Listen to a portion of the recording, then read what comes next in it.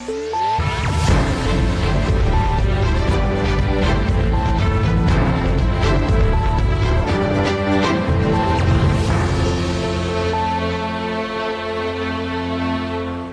علیکم. پروگرام خبر اور تجزیہ میں خوش آمدید. میں سنا نقوی. پروگرام میں میرے ساتھ موجود ہیں مزمل سروردی صاحب. مزمل صاحب آپ کا بہت شکریہ. ناظرین، سب سے پہلے بات 27ویں آئینی ترمیم کے حوالے سے جو بالآخر کابینہ سے منظوری کے بعد اب سینٹ میں پیش کر دی گئی ہے، اور جو اس کے پوائنٹس، جو تجاویز ہیں اس مسودے کی، وہ ہمارے سامنے آ چکی ہیں، جس میں سپریم کورٹ سے علیحدہ نئی وفاقی آئینی عدالت قائم کرنے کی ایک شک ہے، جبکہ آرمی چیف کو چیف آف ڈیفنس فورسز کا اضافی عہدہ ملے گا، جبکہ فیلڈ مارشل کو قومی ہیرو کا درجہ دینے اور تاحیات مراعات دینے کی بھی تجویز شامل ہے. مزمل صاحب کیسے دیکھ رہے ہیں آپ اس کو؟ دیکھیں، جب 26ویں ترمیم پاس ہوئی تھی، 27ویں ترمیم کی بازگشت تو اسی وقت ہو گئی تھی کہ 27ویں کے لیے 26ویں کا جس آدھی رات کو 26ویں ترمیم پاس ہو رہی تھی، اس آدھی رات کو ہی 27ویں ترمیم کا جنم ہو رہا تھا. بے شک، ٹھیک ہے نا. یہ آپ نے صحیح کہا، درست فرمایا. جب آئینی بینچ بن رہا تھا تو آئینی عدالت جنم لے رہی تھی، اور سب کو نظر آ رہا تھا کہ یہ ہو کیا رہا ہے، کیوں ہو رہا ہے، کوشش کیا ہے. ایک ٹرانزیشنل پیریڈ ہے، کیونکہ ابھی گورنمنٹ کے پاس 2/3 نہیں ہے، تو ایک سٹاپ گیپ ارینجمنٹ کے طور پہ گورنمنٹ نے کمپرومائز کیا ہے. بالآخر معاملات آئینی عدالت کی طرف ہی جائیں گے. تو میرے خیال میں وہ تو انفینشڈ ایجنڈا ہے 26ویں ترمیم کا آئینی عدالت، جو 27ویں ترمیم میں پورا کیا جا رہا ہے. گورنمنٹ 26ویں ترمیم میں آئینی عدالت بنانا چاہتی تھی، اس وقت بنا نہیں سکی، تو اب 27ویں ترمیم میں وہ آئینی عدالت بنانے جا رہی ہے. تو اس لیے میرے خیال میں آئینی عدالت بننے میں کوئی خبر نہیں ہے. ہم سب کو کوئی حیرت نہیں ہونی چاہیے، اور اس حوالے سے کوئی سرپرائز ایلیمنٹ نہیں ہے. یہ تو میرا مطلب آن دا کارڈز تھا، صرف مخصوص نشستوں کا فیصلے کی انتظار تھی. نہیں، کل تک پیپلز پارٹی نے سرپرائز دیا تھا کیا؟ اور ایک سوال تو میں آپ سے ہی کر لیتی ہوں، کل تک آپ کی بھی اسٹیٹمنٹ تھی مزمل صاحب کہ کوئی جلدی نہیں ہے 27ویں آئینی ترمیم کے لیے، ہو جائے گا کچھ ہی دنوں میں، نہیں تو چلو بعد میں. 2-3 دنوں میں یہ اچانک آذربائیجان سے یہ آن لائن ویڈیو لنک کے ذریعے وزیر اعظم کا یہ سب کچھ کرانا، اس کے بعد کابینہ، یہ کیا سمجھ نہیں آ رہا. ابھی بھی میں آپ کو بتاؤں، 27ویں ترمیم کی منظوری کے ساتھ 28ویں ترمیم کا جنم ہو رہا ہے مزید. ٹھیک ہے نا. جیسے 26ویں ترمیم کی منظوری کے ساتھ 27ویں ترمیم کا جنم ہو رہا تھا، اسی طرح 27ویں ترمیم کی منظوری کے ساتھ 28ویں ترمیم کا جنم ہوگا. اور اس کے آبجیکٹیوز کیا ہوں گے جو اچیو کرنے، جو 27ویں ترمیم میں پورے نہیں ہوئے، جیسا کہ این ایف سی ہے، جیسا کہ وفاق میں ڈیولوشن ہے، جیسا کہ 18ویں ترمیم کا رول بیک ہے، جیسا کہ اور میجسٹریسی نظام ہے، جیسا کہ ایجوکیشن اور پاپولیشن کو فیڈرل کے گرد کرنا ہے، جیسا کہ اور بہت سے کام جو اس 27ویں ترمیم میں پرپوز تھے اور نہیں ہو سکے، وہ 28ویں ترمیم میں کیے جائیں گے. ہم ترمیم کھیلتے رہیں گے. لیکن ایک ایجنڈا ہے، ایک پورا روڈ میپ ہے گورنمنٹ کا، جو اس نے 26ویں ترمیم میں سامنے رکھا کہ میں یہ ترامیم کرنا چاہتی ہوں. ٹھیک ہے. اب وہ 1 مرحلے میں ہو جائیں، 2 مرحلے میں ہو جائیں، 3 مرحلے میں ہو جائیں، 4 مرحلے میں ہو جائیں، لیکن گورنمنٹ وہ ساری ترامیم کرنا چاہتی ہے. بیس تو 26ویں آئینی ترمیم تھی بن گئی، اب آہستہ آہستہ معاملات دوسری طرف جا رہے ہیں. مخصوص نشستوں والی بات کر رہی ہوں کہ 26ویں آئینی ترمیم میں جو بیس بن گئی بڑی کامیابی تو تھی چیف جسٹس یا پھر جوڈیشل کمیشن کا قیام اور مخصوص نشستیں جو گورنمنٹ کو حاصل ہوئی. تو 26ویں ترمیم سے گورنمنٹ بہت مستحکم ہوئی، پارلیمان مستحکم ہوئی، نظام مستحکم ہوا، اور جو نظام کے ارد گرد کی آسرائیاں تھیں کہ یہ چلے گا نہیں چلے گا، وہ سب ختم ہو گیا.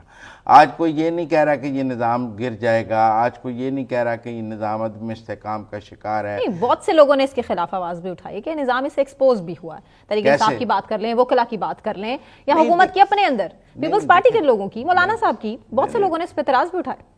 وکلا میں تو دیکھیں ابھی بار کونسل اور سپریم کورٹ کے الیکشن جو ہے وہ گروپ جیت گیا جو 26ویں اور 27ویں ترمیم کے حق میں تھا، اور وہ ان کے خلاف باتیں کر رہا تھا. وہ ان صاحب بھی جیت گئے اور سپریم کورٹ بار بھی جیت گئے. اور 27ویں ترمیم میں روکی ہی وکلا کے الیکشن کی وجہ سے ہوئی تھی کہ اس کے اگر وہ، میں آپ کو ایک اور بات بتاؤں، اگر بار کونسل اور سپریم کورٹ بار کے الیکشن حامد خان یا آئی ایل ایف جیت جاتی تو شاید 27ویں ترمیم اور تاخیر کا شکار ہو جاتی. گورنمنٹ نے ایک حکمت عملی کے تحت 27ویں ترمیم پر گفتگو بند رکھی جب تک وکلا کے الیکشن ہو گئے اس کے بعد اس کو پٹاری میں سے نکالا. لہذا میں سمجھتا ہوں کہ 26ویں ترمیم کے بعد وکلا کی سیاست میں حکومتی گروپ جیتا ہے تو آپ نہیں کہہ سکتے ریئیکشن ہے. ریئیکشن ہوتا ہے تو ان کی ضمانتیں ضبط ہو جاتی ہیں. وہ تو اسلام آباد سے بھی جیتے ہیں. لیکن ٹیکنیکل بات میں یہ سمجھتا ہوں کہ آئینی عدالت کے بننے سے جو پاکستان میں ایک جوڈیشل ایکٹیویزم اور عدلیہ کی جو سیاست تھی وہ بھی ختم ہو جائے گی. عدلیہ کو اس طرح استحکام ملے گا آپ کو لگتا ہے؟ میرے خیال میں جوڈیشل مضبوطی تو چھوڑ دیں. میرے خیال میں جوڈیشل ایکٹیویزم ختم ہو جائے گا. آپ پہلی بات یہ سمجھیں کہ پاکستان میں ایک مسئلہ یہ تھا کہ پاکستان میں جوڈیشل ایکٹیویزم بہت تھا. انصاف نہیں ملتا. سب سے بڑا مسئلہ مزمل صاحب یہ ہے, مجھے لگتا ہے کریکشن کی ضرورت ہے. جی, عام آدمی کو انصاف نہیں ملتا اور پاکستان کی موجودہ عدلیہ جو تھی اس کے پاس عام آدمی کو انصاف دینے کا وقت ہی نہیں تھا. وہ دیگر معاملات میں اتنی الجھی ہوئی تھی کہ اس کے پاس عام آدمی کا مقدمہ سننے کا وقت ہی نہیں تھا. ہر دور میں. ہاں, اس لیے اب وہ جو آئینی معاملات ہیں ان کی عدالت الگ ہو گئی ہے اور عام آدمی کے مقدمات کی عدالت الگ ہو گئی ہے. میرا اور آپ کا مقدمہ جس سپریم کورٹ نے سننا ہے وہ الگ ہے اور جو اہم آئینی معاملات کا مقدمہ ہے وہ آئینی عدالت نے سننا ہے. تو دو الگ الگ عدالتیں ہو گئی. میرا مقدمہ تو آئینی عدالت میں جانا ہی نہیں ہے. میرا مقدمہ جس سپریم کورٹ نے جانا ہے اب اس کے پاس اور کوئی کام ہی نہیں ہے. اس کے ججز نے ٹیکنیکلی ٹائم یہ ہے کہ ان کے ججز نے جو ہے وہ صرف اور صرف میرے مقدمے سنے. اچھا, اس میں ایک اور بڑی میں آپ کو بتاؤں, کیا اگر کسی جج کو آئینی عدالت کا جج بنایا جائے اور وہ اس سے انکار کر دے تو وہ ریٹائر تصور ہوگا. تو مخالفت آپ میری بات سمجھیں. اور جو ٹھیک ہے نا, اکثر خط بھی لکھا کرتے تھے وہ معاملہ ہی ختم کرنے کی کوشش کی جاتی ہے. بس آپ سمجھیں کہ جو جج کو اگر آپ نے ٹرانسفر کیا ہے اور اس نے کہا ہے کہ میں نہیں جانا چاہتا, جو جج سسٹم کے خلاف آواز اٹھائے اور خط لکھنے کی کوشش کرے تو اس کے خلاف پہلے ہی نہیں. جو جج کسی آئین اور قانون کے تابع خود کو نہیں سمجھے گا, جو جوڈیشل کمیشن کے تابع خود کو نہیں سمجھے گا, وہ یہاں تو ججز خود کو خدائی طاقتوں کے حامل سمجھتے ہیں نا. وہ سمجھتے ہیں ہمارا کچھ بھی نہیں ہو سکتا. تو جو آئین بناتے ہیں وہ آئین تو پارلیمان بناتے ہیں. جو ججز آئین بناتے ہیں وہ غلط کرتے ہیں. ایسے ججز جو آئین بناتے ہیں ان کا بھی کوئی احتساب ابھی 27ویں ترمیم میں نہیں آیا. ویسے تو سپریم جوڈیشل کونسل کے نئے رولز بنانے کی بات ہوئی ہے 60 سے 90 دن میں, اور سپریم جوڈیشل کونسل کی حیثیت بدلنے کی بھی بات ہے اس کے اندر.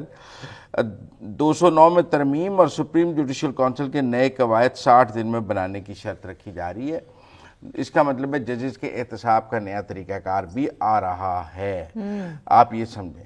لیکن ٹیکنیکل بات میں یہ سمجھتا ہوں, ابھی ہم پہلے حصے میں جوڈیشری پہ چکے بات کر رہے ہیں, تو ایک تو آئینی عدالت کے ججز کی عمر 68 برس ہو جائے گی, اور تو کچھ جو ججز ادھر جائیں گے ان کو زیادہ ٹائم بھی مل جائے گا, اور وہ ججز ادھر جانا بھی چاہیں گے سپریم کورٹ سے.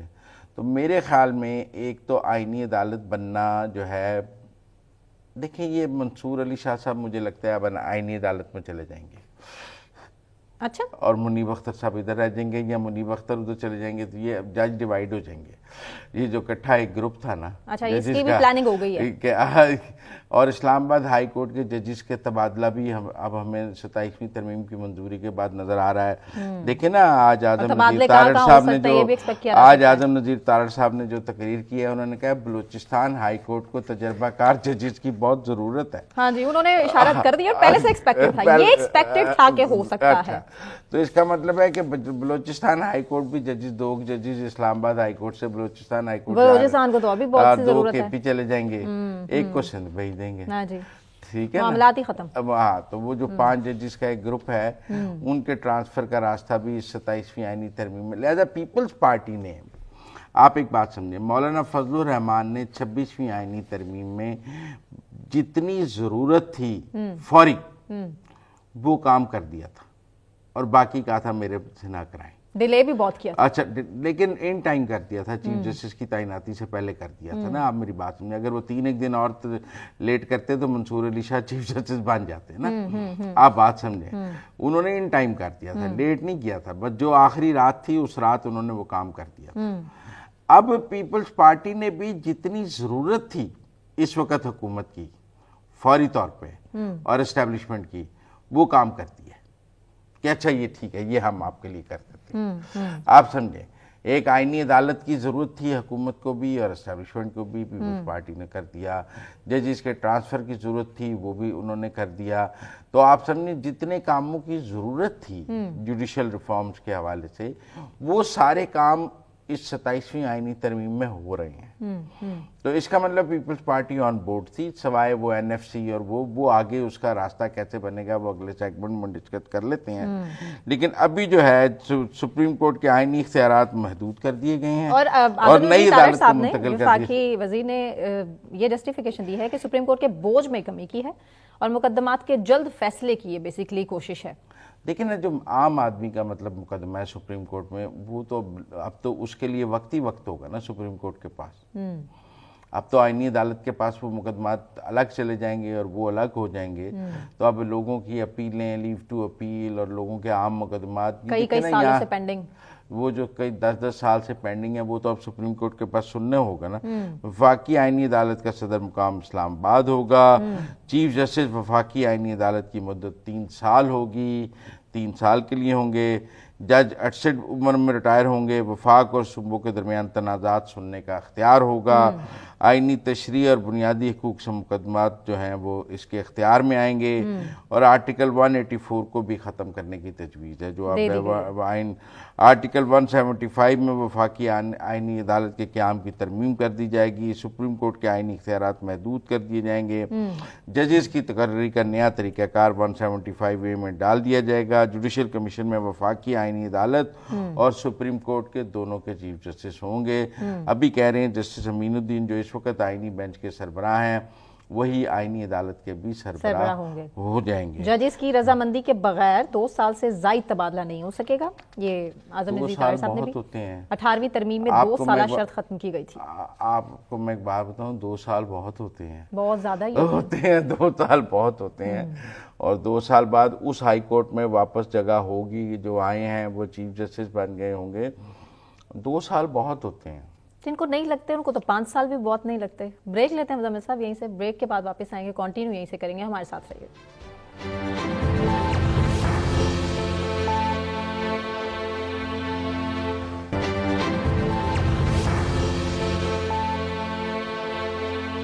वेलकम बैक नाज़रीन। बात 27वीं आईनी तरमीम के हवाले से ही, और आर्टिकल 93 में भी तरमीम और उसके मुताबिक वज़ीर आज़म को 7 मुशीरों की तकर्री का इख्तियार भी दिया गया है। मुज़म्मिल साहब, आर्टिकल 130 में तरमीम वज़राए आला के मुशीरों की तादाद में भी इजाफा हो सकता है, होगा। अब ये 5 से 7 किए गए हैं। हुकूमत तो ये तौजीह पेश कर रही है कि जी अब हमें बड़े जो हैं एक्सपर्ट्स रखने पड़ते हैं, एडवाइज़र, आईटी के, इकॉनमी के और मुख्तलिफ शोबों के। गवर्नमेंट अब एक्सपर्ट्स के बगैर चल नहीं सकती है, तो एक्सपर्ट्स रखने पड़ते हैं। और वो आप सिर्फ एडवाइज़र रख सकते हैं, आप उनको मिनिस्टर नहीं बना सकते, आप उनको कैबिनेट में उसके अलावा ला नहीं सकते। तो दी ओनली ऑप्शन इस कि आप एक्सपर्ट्स को एडवाइज़र रखें और उनकी एडवाइस पर पॉलिसीज़ बनाएं। तो लिहाजा इसको 5 से 7 किया गया है। मुझे लगता है कोई 2 लोग एडवाइजर ऐड करने थे गवर्नमेंट ने। ठीक है ना, दो बंदे शॉर्टलिस्ट, नाम बताए ना।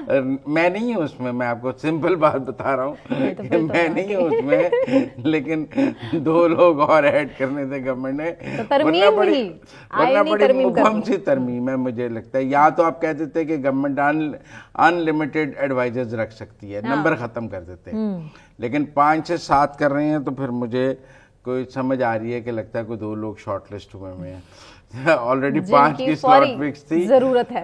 जिन 2 लोगों को आपने लाना है, तो आपका ख्याल था ये अमेंडमेंट 7 कर लें। अच्छा, लेकिन अब 243 पे आ जाएं। आर्टिकल 243 जी, आपका पसंदीदा, आपका फेवरेट। मैं तो आज तो देखें जिसकी जरूरत है आ गया जी। आर्टिकल 243 में मुजवजा तरामीम के तहत सीडीएस कमांड बेसिक तरमीम इसमें सामने आई है ना जी, वो ये है कि जो chief of the army staff हैं वही चीफ ऑफ डिफेंस फोर्सेस होंगे। आसान लफ्जों में जो ऑडियंस को समझ आए वो बता दीजिए। आम आदमी को ये है कि अब जो आर्मी चीफ है वही एयर चीफ, नेवल चीफ होगा।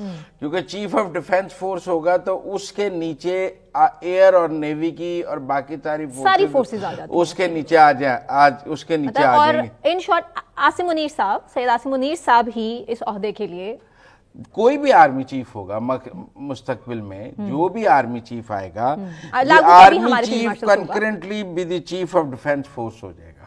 تو آپ نے سی ڈی ایف کا ایک چیف آف ڈیفنس فورس کا عہدہ تو بنایا, لیکن آپ نے کہا کہ یہ عہدہ ہوگا آرمی چیف کے پاس ہی.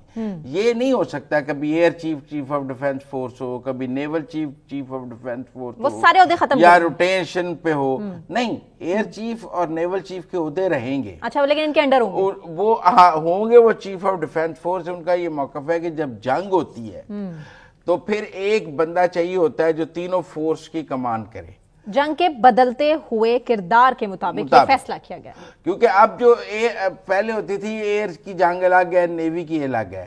اب آپ سمجھیں جو ایئر کی جنگ ہے وہ نیوی وہ آرمی بھی لڑ رہی ہوتی ہے, کیونکہ میزائل مار رہی ہوتی ہے. بہت سارے جہاز تو آرمی بھی گراتی ہے, میزائل مارتی ہے, اور بہت سارے جو ایئر کے ٹارگٹس ہیں وہ نیچے زمین پہ. تو اب بہت انٹرلنکڈ ہو گئی ہیں, میزائل آ گیا, سائبر آ گیا, کہ سب کچھ آ پاکستان کے گیا. تناظر میں زمینی حکمت عملی کو نمایاں اہمیت حاصل ہے, لیکن آپ کو نہیں لگتا کہ فضائی حکمت عملی زیادہ میٹر کرتی ہے اب کسی بھی ملک کے لیے؟ میرے خیال میں میزائل اور ڈرون زیادہ میٹر کرتے ہیں اب آپ سمجھیں. میرے خیال میں اب جو جنگ ہے وہ میزائلوں اور ڈرونز کی ہے, کہ آپ دشمن کا جہاز بھی میزائل سے گرا لیتے ہیں, آپ ڈرون بھیجتے ہیں. ویسے اوور آل جو بجٹ ہے وہ فضائی لحاظ سے ڈیفنس کا سب سے زیادہ مختص کیا رہتا ہے؟ نہیں, فوج کا زیادہ ہے.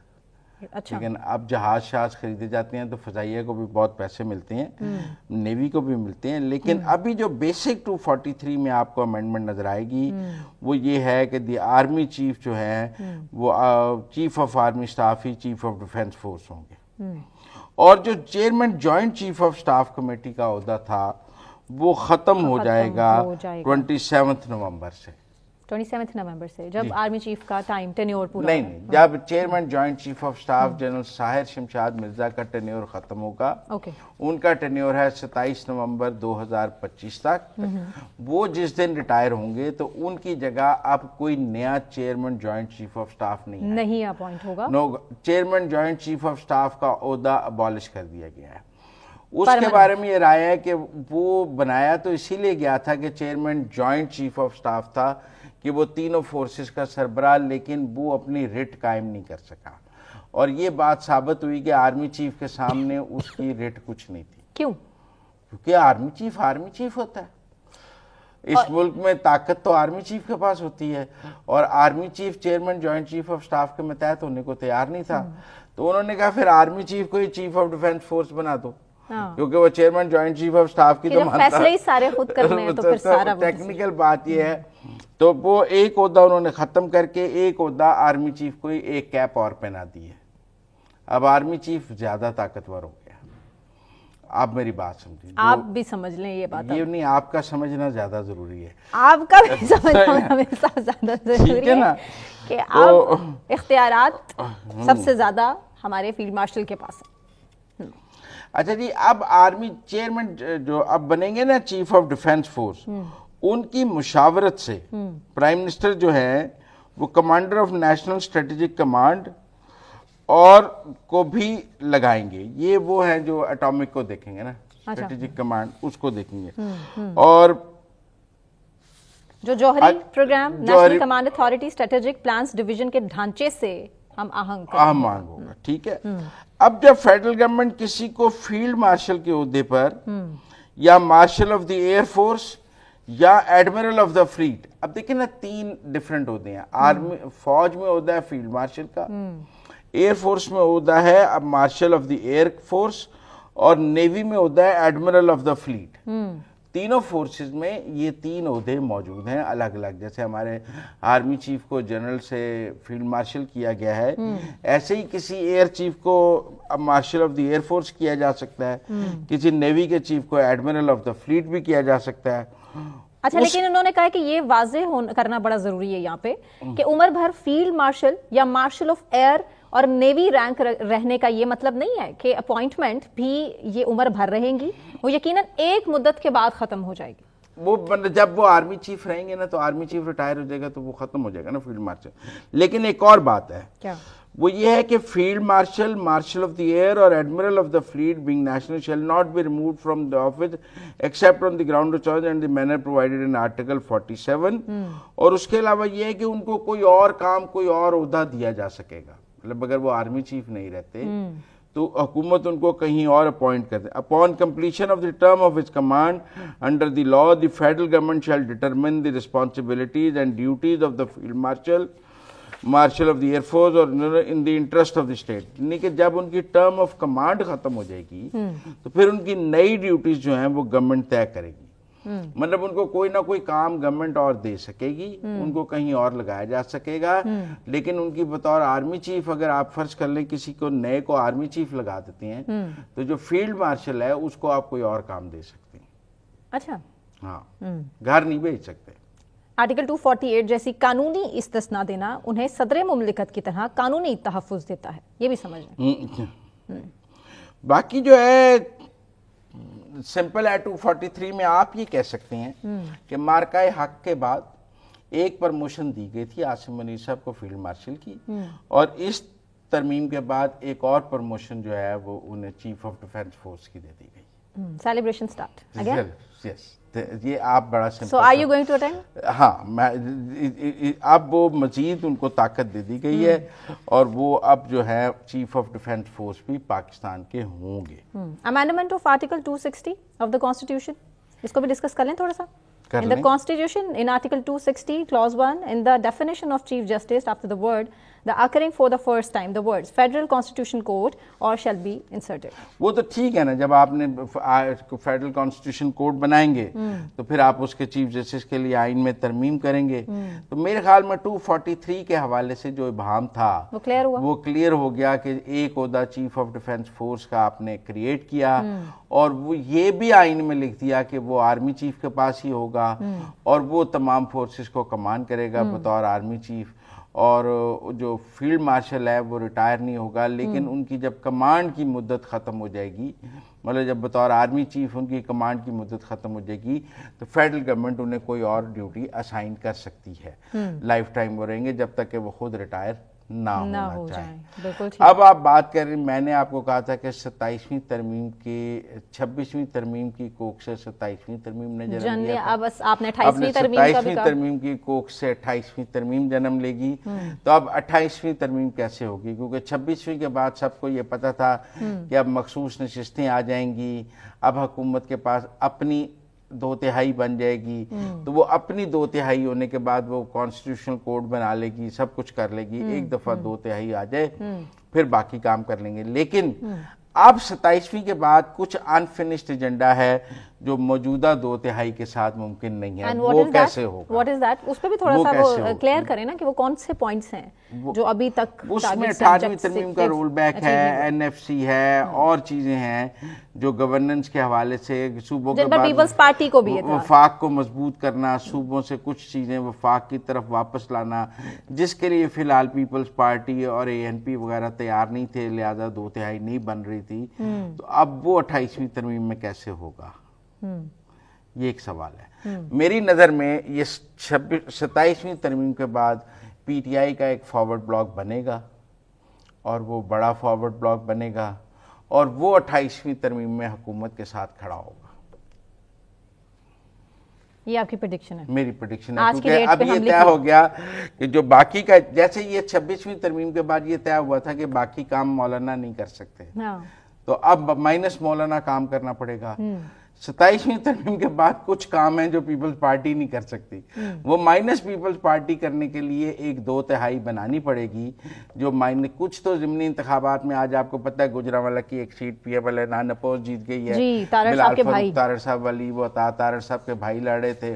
تو ملک میں ایک ضمنی انتخابات بھی ہو رہے ہیں جس سے PMLN کی عددی اکثریت ان کی بڑھتی جائے گی, اور لوگ ڈسکوالیفائی ہوتے جائیں گے اگلے 6 ماہ ہمیں اور سزائیں ہمیں نظر آ رہی ہیں. وہاں سے کچھ تو پی ٹی آئی نے بائیکاٹ کا بھی اعلان کیا ہوا ہے کہ ان کے جو لوگ ڈسکوالیفائی ہوں گے وہ بائیکاٹ ہوں گے. بلکہ میں دیکھ رہا تھا بہت شور ہے کہ عمر ایوب کی بیگم اور زرتاج گل نے اپنی سیٹ پہ جو کھڑے کیے ہیں اپنے رشتہ دار کو, تو وہ غلط کھڑے کیے ہیں. وہ عمران خان کے حکم کی عدولی کر رہی ہیں, وہ انہیں وہاں نہیں کھڑے کرنے چاہیے. تو یہ واک اوورز ہیں پی ایم ایل این کے لیے. یہ سیٹیں وہ آرام سے جیتتی جائے گی تو وہ اپنی عددی اکثریت بڑھاتی جائے گی.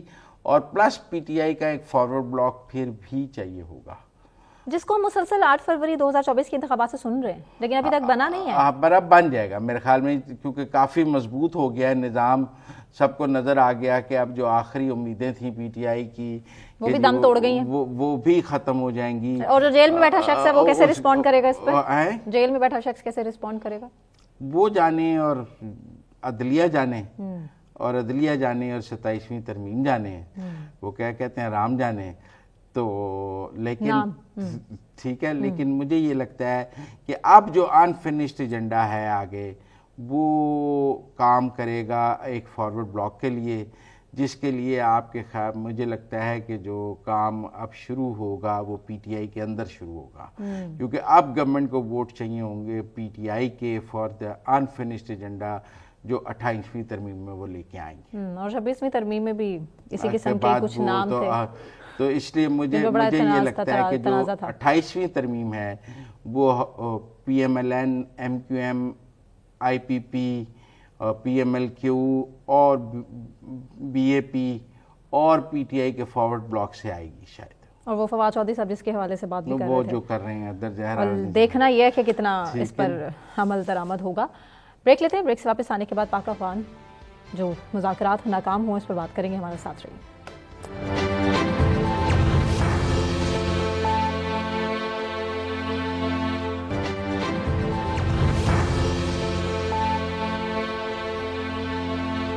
ویلکم بیک ناظرین. بات پاک افغان مذاکرات کے حوالے سے. استنبول میں جو مذاکرات جاری تھے وہ ڈیڈ لاک کے بعد بڑے برے طریقے سے ناکام ہو چکے ہیں. وزیر دفاع خواجہ آصف کہتے ہیں کہ پاکستان اور افغانستان کے درمیان 6 نومبر کو شروع ہونے والے مذاکرات کا حالیہ دور بھی ڈیڈ لاک کے بعد بڑا برے طریقے سے ناکامی کا شکار ہوا. کل تک دفتر خارجہ کی اسٹیٹمنٹ ہمارے سامنے تھی کہ نہیں, افواہیں ہیں, سوشل میڈیا پر اس حوالے سے گردش کر رہی ہیں.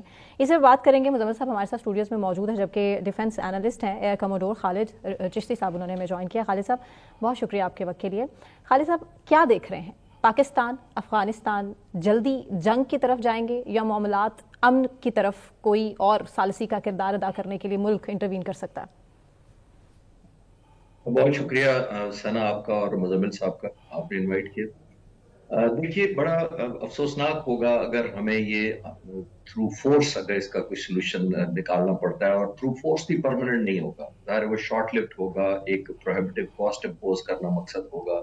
لانگ ٹرم اس طرح کی وار ظاہر ہے کوئی اتنا مقصد نہیں لاتی, الٹیمیٹلی پھر آپ کو میز پر بیٹھنا پڑتا کیونکہ سٹیکس بہت ہائی ہیں. اس پہ جانے سے پہلے کہ اس کا وے فارورڈ کیا ہے, جو مجھے نظر آیا ہے ابھی استنبول کے اندر, اب مجھے لگتا ہے کہ اس وقت جو ارریلیونس ہوئی ہے ہندوستان کی, اس نے بہت اچھی ایک جیسے کروڈ ٹرم ہے, جیسے بڈنگ کہہ لیں, یا ان کو مارجن بہت اچھا دیا ہے, بارگیننگ چپ بہت زیادہ دی ہے طالبان کو. میں اپنی طرف سے نہیں کہہ رہا, ہمارے ڈیفنس منسٹر کہتے آئے ہیں کہ ان کو بہت زیادہ پیکیج آفر ہو جاتا ہے, پھر نیگوشیشن سے شفٹ اوے کر جاتے ہیں, پھر دوبارہ آتے ہیں, پھر نیگوشیٹ کرتے ہیں, پھر ایک اور بارگیننگ پیکیج لے کر بات چیت کرتے ہیں. مجھے یہ لگتا ہے کہ اپنی ریلیونس گین کرنے کے لیے, اور خاص طور پر پریزیڈنٹ ٹرمپ نے پاکستان میں جتنی دلچسپی لی ہے اور ہندوستان میں کم دلچسپی لی ہے, مجھے یہ لگتا ہے کہ شاید یہ ایک طالبان نے بھی اس کو ایک بارگیننگ ٹول کے طور پر استعمال کرنا شروع کر دیا ہے کہ شاید پاکستان برج کر سکتا ہے ان کی ریکگنیشن کو ود امریکہ یا باقی ویسٹرن ملکوں پہ. اب پاکستان کیا کر سکتا ہے؟ ہسٹوریکلی دیکھیے, ہم نے جب بھی ان کے خلاف ایک سختی کی ہے تو ہم زیادہ سے زیادہ ٹریڈ بند کر دیتے تھے, اور دوسرا ہم کرتے تھے کہ افغان جو مہاجرین یہاں پر ہیں ان کی سختی شروع کر دیتے ہیں, ان کو پش بیک کرنے کی کوشش شروع ہو جاتی تھی. ہم زیادہ سے زیادہ یہ تھریٹ یوز کرتے تھے یا اس کو ایگزیکیوٹ کرتے تھے. اس دفعہ اس سے زیادہ کاسٹ ہم نے ان سے لی ہے. ظاہر ہے جو اسٹرائکس ہوئی ہیں بڑی ویل کیلکولیٹڈ, ویل میئرڈ اور ویل ٹائم تھی, اور بہت کیئرفل تھی. آپ کے چینل کے توسط سے میں لوگوں کو اور خاص طور پہ افغان بھائیوں کو شور کرنا چاہتا ہوں, میں پرویو ہوں کہ اگر 100 کے قریب ایک ڈیلیبریشن ہوتی تھی, ٹارگیٹس کی آئیڈینٹیفائی کیے جاتے تھے, تو صرف 5 یا 10 ٹارگیٹس اپروو کیے گئے ہیں جو پہلے کیے گئے تھے. ہمارے پاس ڈیٹا اتنا زیادہ ہے, انفارمیشن इतनी रेलेवेंट भी है और मुकम्मल भी है। हम सब हाइडआउट्स जानते हैं, ट्रेनिंग कैंप जानते हैं, इनके हाथे कितने हैं, इन्होंने वेपन किधर छुपाए हुए हैं, बहुत कुछ पता है। उसके बावजूद इतनी वेल मायर्ड थी, लेकिन बदकिस्मती से आपने देखा कि अब ये मैनिफेस्टेशन के बावजूद वो काम नहीं हुआ। अब ये थोड़ी सी उससे ज्यादा जा रही है बात। मुझे उम्मीद है कि कोई मुल्क इसमें डल जाए, लेकिन शायद तालिबान, जैसे मैंने कहा कि ना, इसको एस्केलेशन लेडर के तौर पे यूज कर रहे हैं कि अगर हम स्टेक बढ़ाएंगे पाकिस्तान के तो और मुल्क आएंगे, जब और मुल्क आएंगे तो हम बेहतर बार्गेन कर पाएंगे और खासतौर पर अपनी रिकग्निशन की तरफ जा सकेंगे। मुझे कोई इनकी इस तरह की स्ट्रैटेजी नजर नहीं, पर मुझे तो ये थ्योरी समझ नहीं आती कि हम तीसरा मुल्क डालते ही क्यों हैं। मतलब वो हमारी पॉइंट ऑफ वीकनेस है, स्ट्रेंथ तो नहीं है। जब हम किसी तीसरे मुल्क को बीच में उसको सालसी मान लेते हैं तो हम, आपकी थ्योरी ही अगर सारा तजिया मैं मान लूँ तो उसके नतीजे में अफगान तालिबान को स्ट्रेंथ मिलती है, हमें तो नहीं मिलती है। तो हमें पहला ये नहीं करना चाहिए कि हमारे और अफगानिस्तान के दरमियान कोई सालसी नहीं करेगा। जब बात होगी बराह रास्त होगी, दरमियान में तीसरा मुल्क नहीं होगा, डायरेक्ट नेगोशिएशन। मुजम्मिल साहब, ये हमारी अपनी पॉलिसी के ही ऑपोजिट जाएगा जो हमने मई में की थी। आपने नोट किया था कि उस वक्त अगर हिंदुस्तान जो हमें थ्रेट करता था कि पहलगाम हमने किया है, सो कॉल्ड उनके पॉइंट ऑफ व्यू से, तो हमने क्या कहा था? हमने तो नहीं कहा था कि अच्छा हमला करो पे तुम्हें देखेंगे। हमने दुनिया को कहा कि हम जंग नहीं चाहते, हम अमन चाहते हैं, हम हिंदुस्तान से मुकाबला, हम एक न्यूट्रल इंक्वायरी करा लेते हैं, हम इन्वेस्टिगेशन टीम बिठा लेते हैं। क्यों कहा था हमने? इन्वेस्टिगेशन टीम ज़ाहिर है इंडिया से होनी थी ना पाकिस्तान से होनी थी, तो हमने खुद ऑफर किया था in the name of peace and stability. उसका हमें फायदा हुआ था। मैं ये स्ट्रेंथ और वीकनेस इसको इसलिए नहीं गिनता कि देखिए दुनिया बड़ी ट्रांसपेरेंट हो गई हुई है। दुनिया अब डाटा मांगती है, दुनिया सबूत मांगती है, दुनिया सच बोलने वाले के साथ और जो एक सेन आवाज होती है उसको रिस्पेक्ट करती है। पाकिस्तान की क्या हुई थी रिस्पेक्ट? मई में ये हुई थी कि हम थ्रू आउट कहते रहे जब पहलगाम हुआ अप्रैल के एंड में कि जनाब हमने नहीं किया। इंडिया कहता था नहीं किया, हमने कहा नहीं इंक्वायरी करा ले, हम यूनाइटेड नेशंस दोस्त मुल्क। लेकिन ये जरूरी तो नहीं है आपकी एक मुल्क के साथ जो पॉलिसी हो दूसरे मुल्क के साथ भी वही पॉलिसी हो। जो पॉलिसी हमारी चाइना के साथ है वो पॉलिसी हमारी शायद बांग्लादेश के साथ नहीं है, जो पॉलिसी हमारी बांग्लादेश के साथ है वो पॉलिसी हमारी इंडिया के साथ नहीं है। पॉलिसीज तो कंट्री टू कंट्री वेरी करती हैं। मुजम्मिल साहब, आपको एक मॉरल एसेंडेंसी भी एक कोई चीज है जो हमें चाहिए होती है हर मुल्क को, चाहे वो अमेरिका ही हो, उसको भी चाहिए होती है। मॉरल हाई ग्राउंड चाहिए होते हैं। वो भी किसी पर हमला कर सकता है और कह सकता है कि मैंने ये किया है। इजराइल ने कितनी तबाही मचा दी, उसने बड़े लोगों को शहीद किया, उसको मॉरल अपर हैंड या एसेंडेंसी मिली कोई? किसी दुनिया ने कहा कि इजराइल ठीक कर रहा है? तो दुनिया में आपने रहना होता है। ये नहीं आप कर सकते कि चले जी हम 70,000 लोग शहीद करेंगे और मैं ठीक भी कर रहा हूं।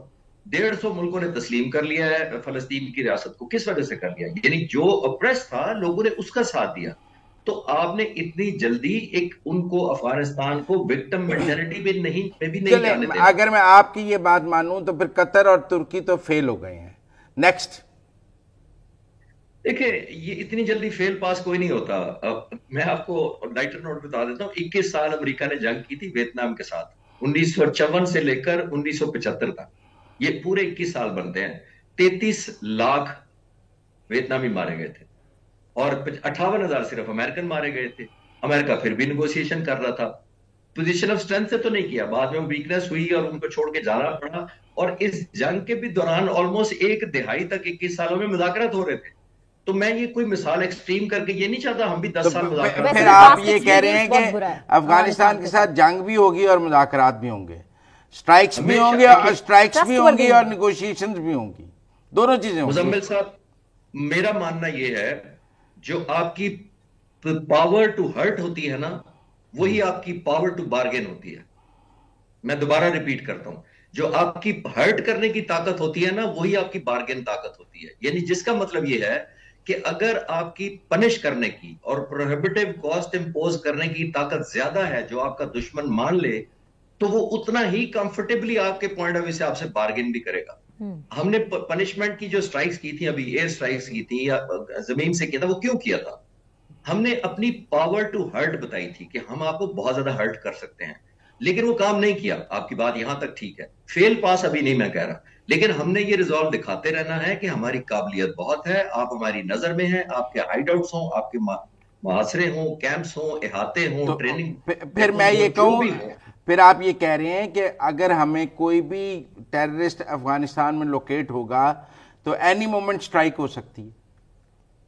नो, मैं ना तो ब्लैंक चेक की बात कर रहा हूं, लेकिन मैं कह रहा हूं अंडर पॉलिसी होना चाहिए। ये नहीं, हम इंपल्सिव नहीं हो सकते। इसीलिए मैंने अर्ज किया कि अभी 100 टारगेट जब डेलिब्रेट होता था ना, जो अभी हुई है स्ट्राइक्स, उसमें 5 और 10 के दरमियान अब एग्जीक्यूट हुई है, जो अप्रूव हुई थी कि इनको करना चाहिए हमें नॉकआउट, तो आया हमने 95 को क्यों छोड़ दिया था?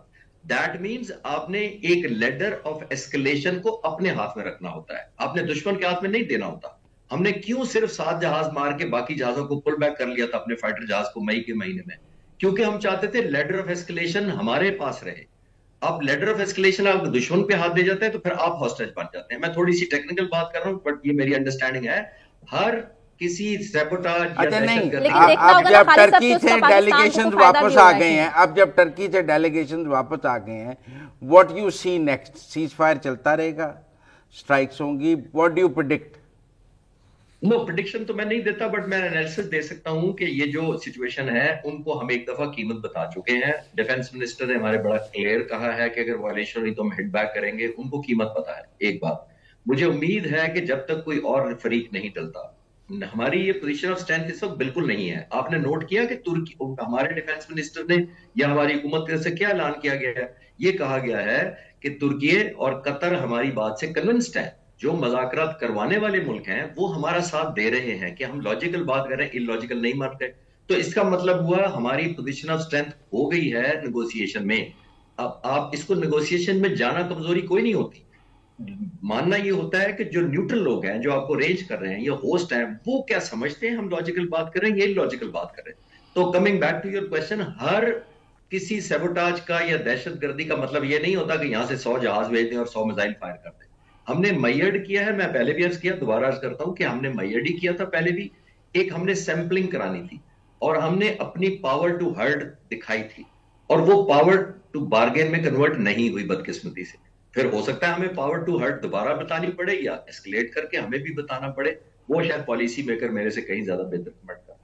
पर आपका एनालिसिस है कि पावर टू हर्ट का जो है मैग्नीट्यूड बढ़ाना पड़ेगा ताकि उसकी बार्गेन बढ़ सके। डिपेंड करेगा, अगर सीज फायर रहती है तो पावर टू हर्ट की जरूरत नहीं है, हो सकता है दरमियान में कोई नेगोशिएट करे। मैं तो ये कह रहा हूं कि अगर ऐसा हो जिसकी हमें आपको लगता है कि कोई और मुल्क कौन हो सकता है जो नेगोशिएट कराएगा? और चाइना हो सकता है। चाइना ने 2 बार कोशिश की, नाकाम हो गई। एक दफा बीजिंग में कोशिश हुई, एक दफा चाइनीज फॉरेन मिनिस्टर हमारे साथ काबुल गए, दोनों दफा कोई रिजल्ट नहीं निकल सका।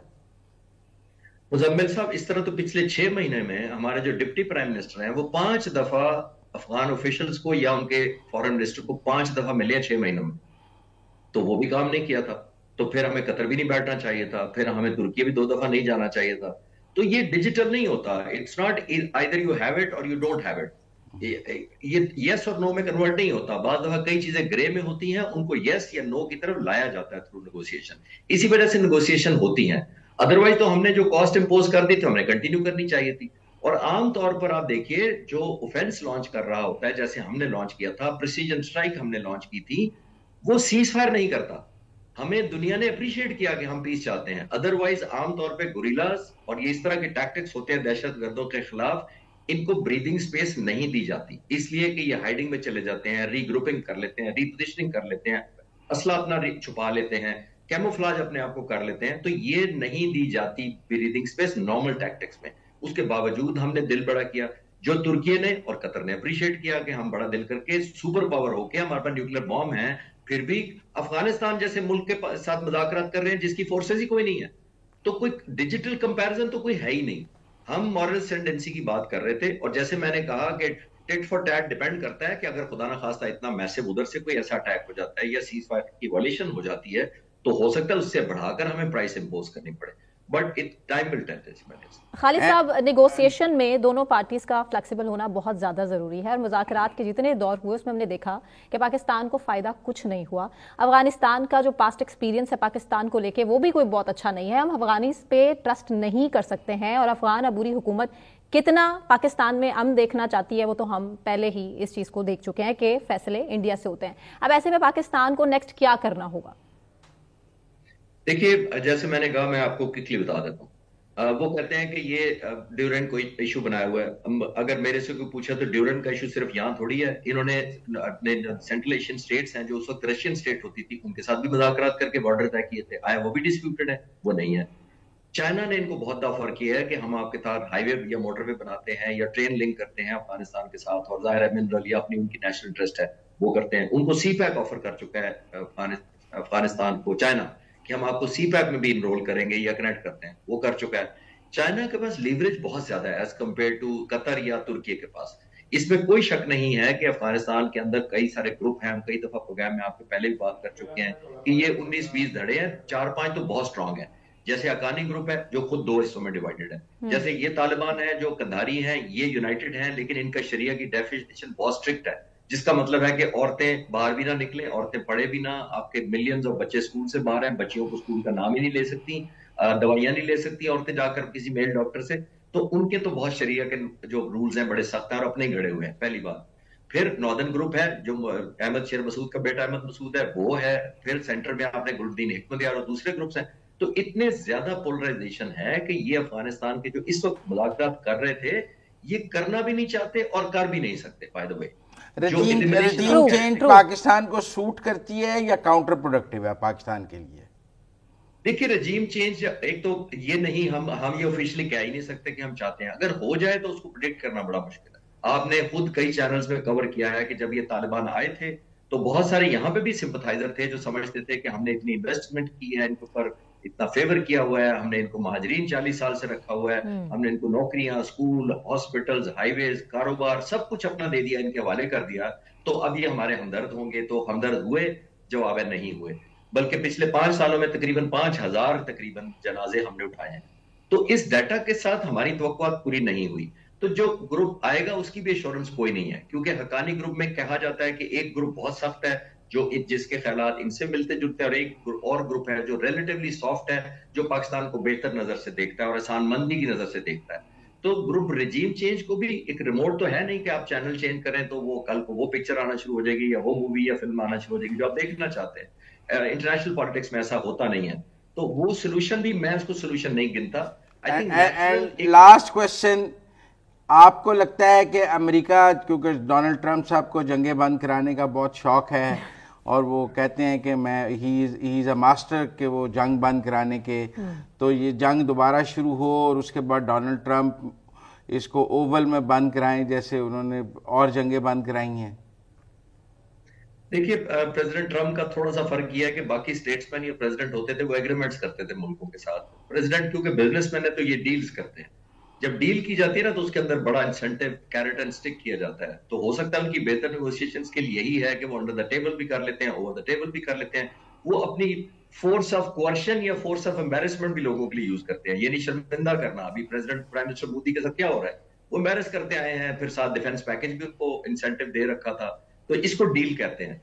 तो अगर हो सकता है तालिबान भी यही उम्मीद लगाकर बैठे हों कि हम नहीं मानेंगे तो लेवल रेज होगा, प्रेसिडेंट अमेरिकन आएंगे, हमें कोई बेहतर पैकेज मिल जाएगा, कोई रिकग्निशन मिल जाएगी, और ओवल में जैसे आपने कहा हो सकता है, वो एक पॉसिबिलिटी है। लेकिन I think good sense prevail कि चाइना को हमें रखना चाहिए जो रीजनल पावर। तो अब हमें चाइना के साथ को अब इंटरवीन के लिए यूज करना चाहिए, आप ये सजेस्ट? बेहतर ऑप्शन है। वो दोनों की सिंपैथी भी, दोनों को बैलेंस समझता भी है, उसकी रीजनल में अपनी भी इंटरेस्ट है, और वो जाहिर है इक्वली पाकिस्तान का भी दोस्त है और तालिबान से भी अच्छे ताल्लुकात है। बिल्कुल ठीक। बहुत शुक्रिया चेशे साहब, thank you so much. Muzammil साहब आपका भी बहुत शुक्रिया। मुझे सना नकवी को इजाज़त दीजिए, अपना ख्याल रखें, अल्लाह हाफिज़।